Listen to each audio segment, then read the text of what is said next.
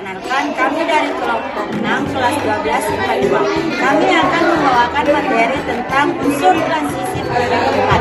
Sebelum beralih ke materi, kami akan memperkenalkan diri terlebih dahulu. Perkenalkan, nama saya Yusran. Saya Nurul Anissa. Saya Saksa Sabila. Saya Iram Rahmat. Itulah tadi perkenalan dari kami.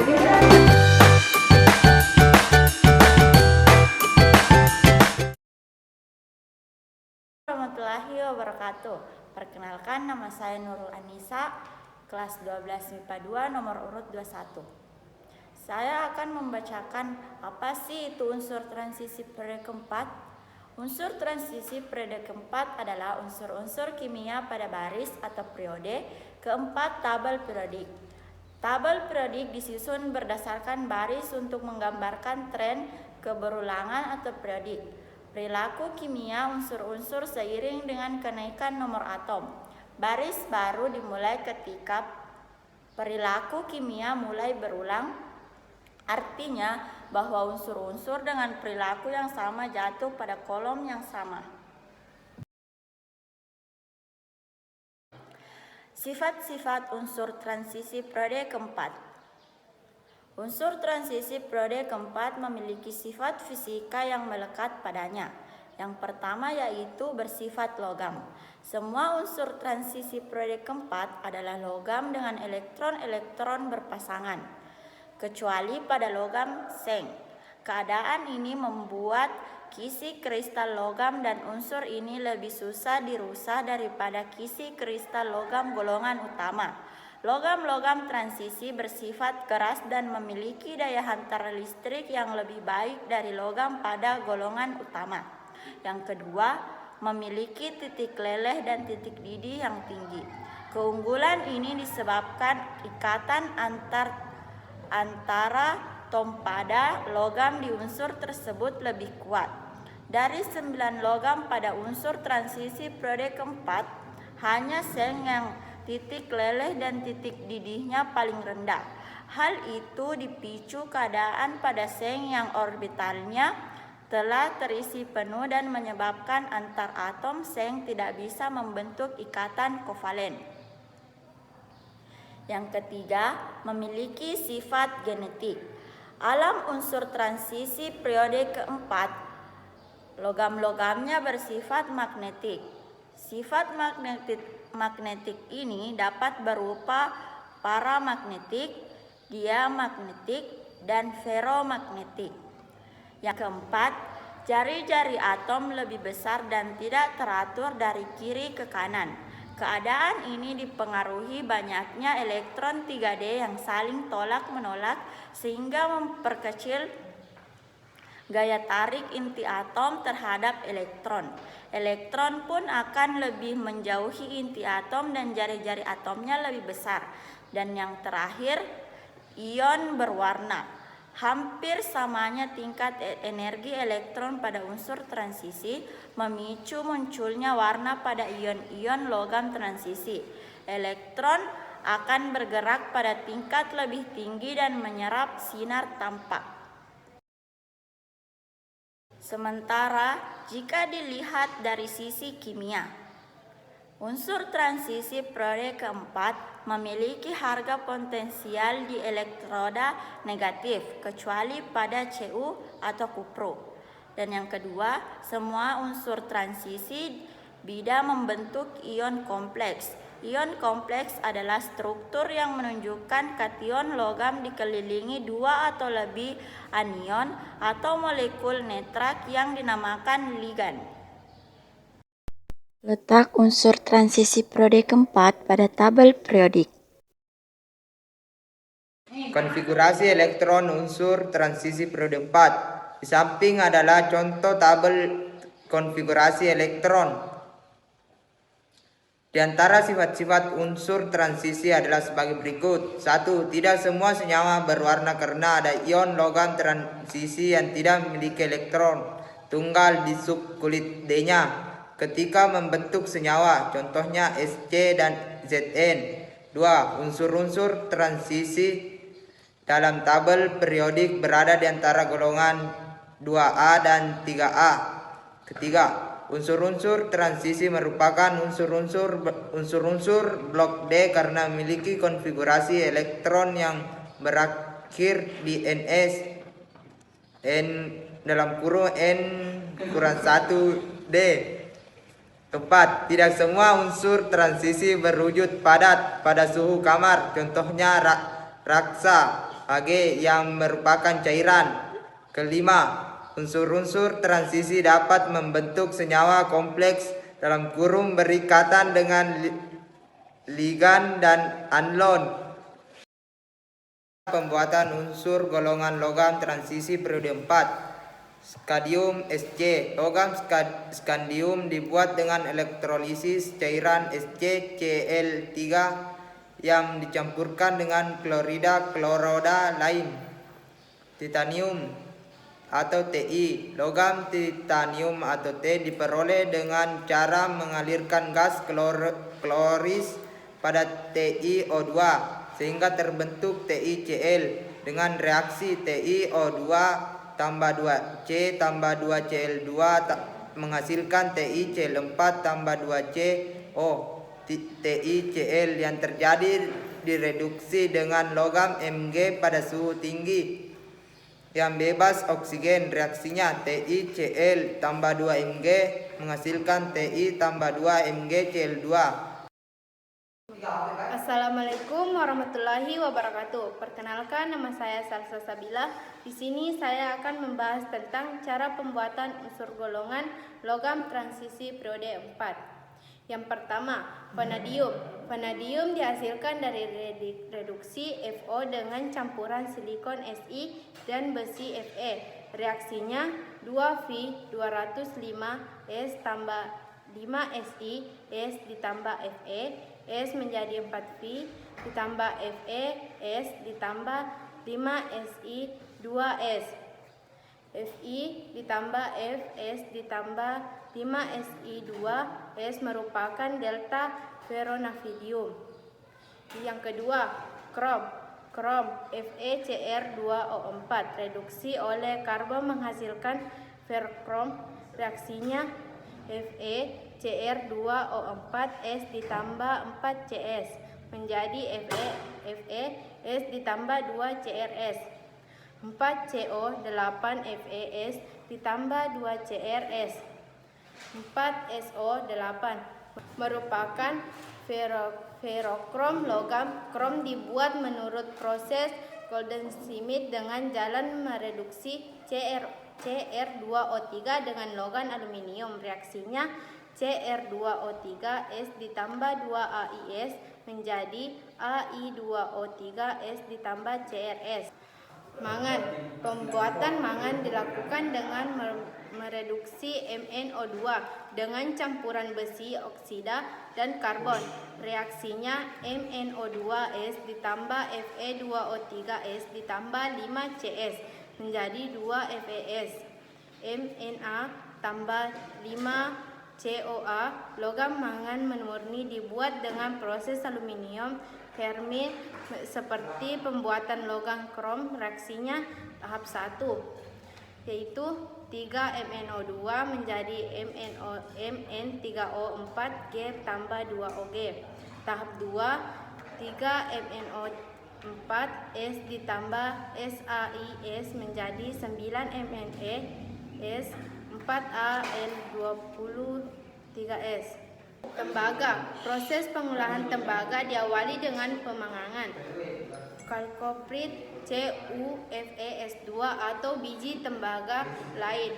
Hasil pemanggangan dioksidasi dalam oksigen. Tembaga yang dihasilkan dimurnikan secara elektrolisis dan flotasi.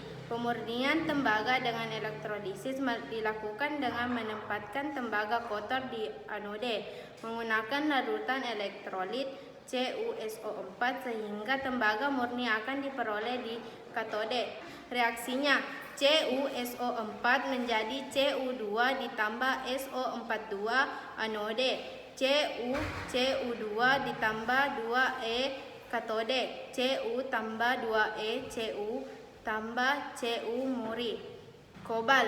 Unsur kobal diproduksi ketika hidroksida hujan akan timbul hipokloris sodium NOCl. Berikut reaksinya: 2CO2 ditambah NaOCl ditambah 4OH ditambah H2O 2CO ditambah NaCl trihidrozidet CO yang dihasilkan kemudian dipanaskan untuk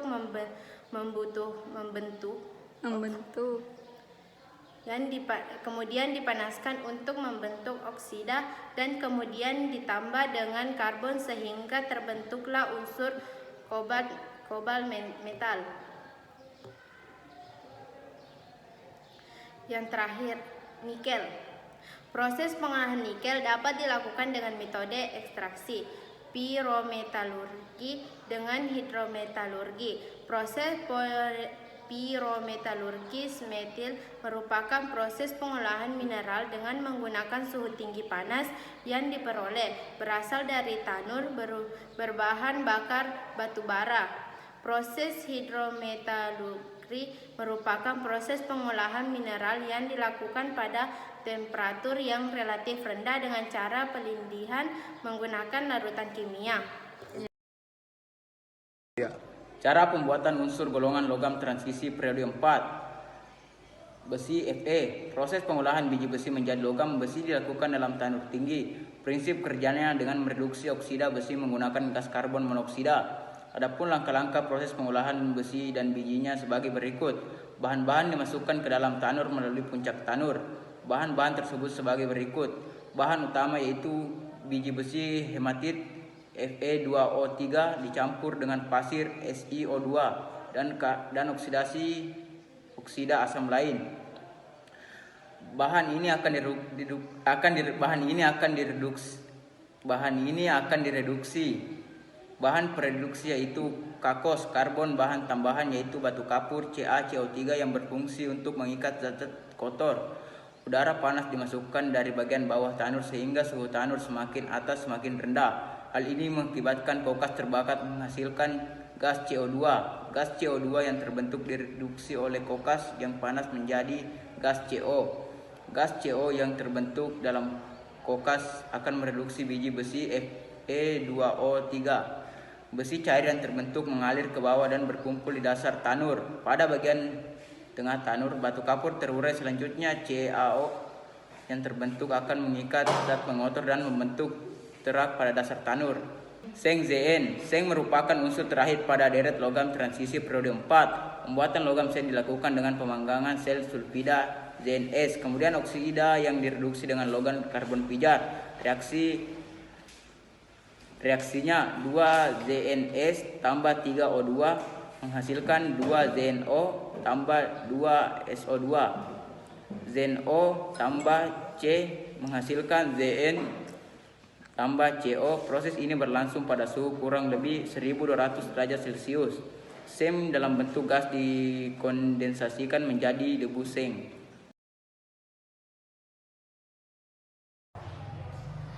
Kegunaan unsur logam transisi periode 4. 1. Skandium. Skandium digunakan sebagai komponen pada lampu bereid-esitas tinggi dan bahan pembentuk gelat hidroksida SCOH3. 2. Titanium Ti. Titanium banyak digunakan dalam induksi pesawat terbang, mesin turbin, dan peralatan kelautan. 3. Vanadium F. Vanadium banyak digunakan dalam pembuatan peralatan teknik yang tahan getaran, misalnya pegas, per mobil, pesawat terbang, dan kereta api. 4. Krom Cr. Logam krom reaktif terhadap oksigen dan membentuk oksida berupa lapisan tipis permukaan logam. Lapisan tersebut melindungi logam dan oksidasi lebih lanjut. Oleh karena itu, logam krom banyak digunakan untuk melapisi logam lain agar tahan karat secara elektroplatin. Misalnya nikrom pada alat pemanis stainless steel mengandung 18% krom. Selain itu, krom digunakan sebagai bahan dasar dalam industri bahan sehingga dimisalkan baja yang lebih kuat dan mengilap. 5. Mangan Mn. Mangan banyak digunakan pada industri baja sebagai campuran alloy mangan dengan besi yang disebut dengan ferromangan.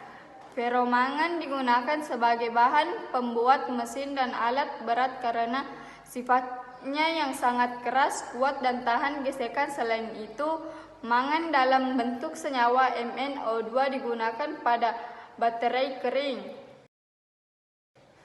6. Besi Fe. Besi bersifat ferromagnetik. Oleh karena itu, banyak oksida besi digunakan sebagai bahan pembuat perangkat elektronik, memori komputer, dan pita rekaman. Kompleks besi juga berperan penting dalam proses biologis, diantaranya untuk membentuk hemoglobin dalam darah dan klorofil pada tanaman. Besi murni bersifat lunak, liak, dan cukup relatif. Oleh karena itu, besi selalu dipadukan dengan logam lain membentuk alloy, misalnya baja atau stainless steel agar lebih keras. 7. Kobalt juga banyak dalam pembuatan mesin jet, mesin turbin, dan peralatan tahan panas. Isotop radioaktif kobalt Co-60 berguna dalam pengobatan kanker. 8. Nikel Ni. Nikel berfungsi untuk melapisi logam agar tahan karat dan sebagai campuran logam lainnya. Selain itu, nikel digunakan sebagai penghantar panas atau listrik yang baik. Serbuk nikel biasanya digunakan sebagai katalis dalam reaksi reduksi senyawa hidrokarbon. Nikel oksidasi Ni2O3 digunakan dalam sel Edison. 9. Tembaga Cu. Tembaga banyak digunakan sebagai kabel listrik. Alat-alat elektronik mudah ditempa dan bercampur dengan emas sehingga digunakan pada pembuatan kerajinan. Tembaga juga banyak digunakan untuk membuat paduan logam seperti kuningan, tembaga, dan seng, perunggu, tembaga, timah, monel, dan almiko. 9. Zn. Sen digunakan sebagai logam pelapis besi agar tahan karat. Pemaparan materi tentang unsur transisi proyek keempat. Apabila ada salah kata mohon dimaafkan. Wabillahi taufiq wal hidayah. Wassalamualaikum warahmatullahi wabarakatuh.